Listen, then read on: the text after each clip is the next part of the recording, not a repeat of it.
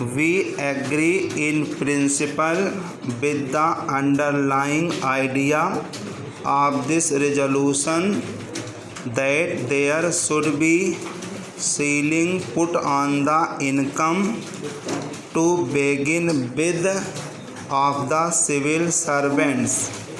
This class of civil servants has been created by the erstwhile rulers of India, the British imperialists.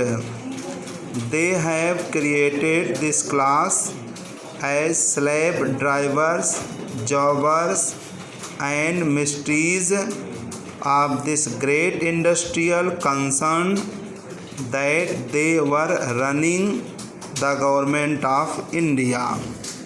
After freedom, more particularly today, when we are thinking in terms of planning, when we are thinking in terms of closing the gap between the high and the low income in this country, when we are thinking in terms of raising the living standards of the common people, we have got to think in terms of even slashing the highest salaries that have been awarded to this class of people, to this class of civil servants by the earlier rulers of this country. As trade unionists, we have very bitter feelings. My friend Professor Kishan Chand has just now said that there should be ceiling even on industrial income, even on payment of salaries to the managers and the managing staff of private concerns and commercial and industrial concerns. I entirely agree with that proposition.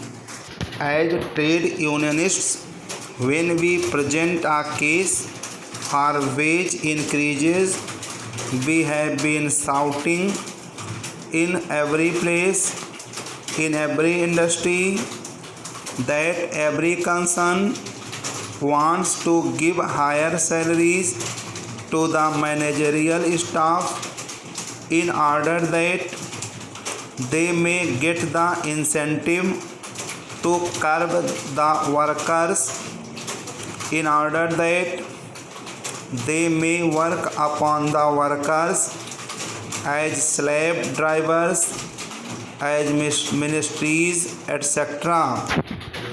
I entirely agree with Professor Kishan Chand that even the salaries of such people must be slashed, even they must be asked to receive a lower income, just as a private industrialist, in the interests of the exploitation, in the interest of curbing down ordinary labor, wants to pay higher salaries to the supervisory staff, to the managerial staff. Similarly, the government of India, the earlier government of India, the British government was paying higher salary to this type of managerial staff of this slave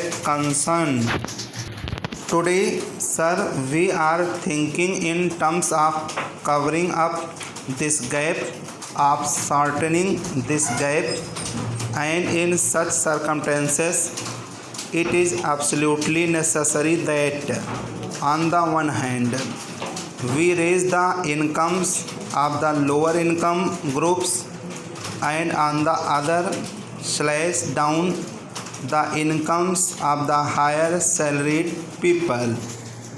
I entirely agree with the proposition that the higher salaried people also may be given social amenities like housing, health services, and so on.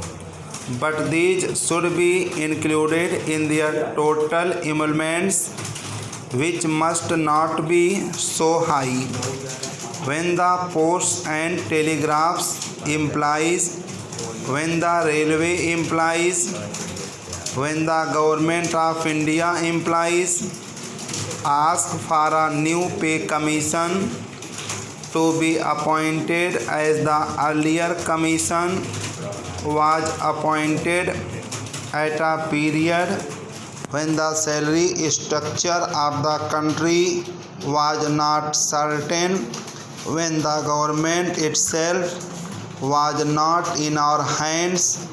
But now that the production has increased, that the economy of the country is going up in a particular direction, the leadership of the country wants to take the country in a particular direction. You do not agree.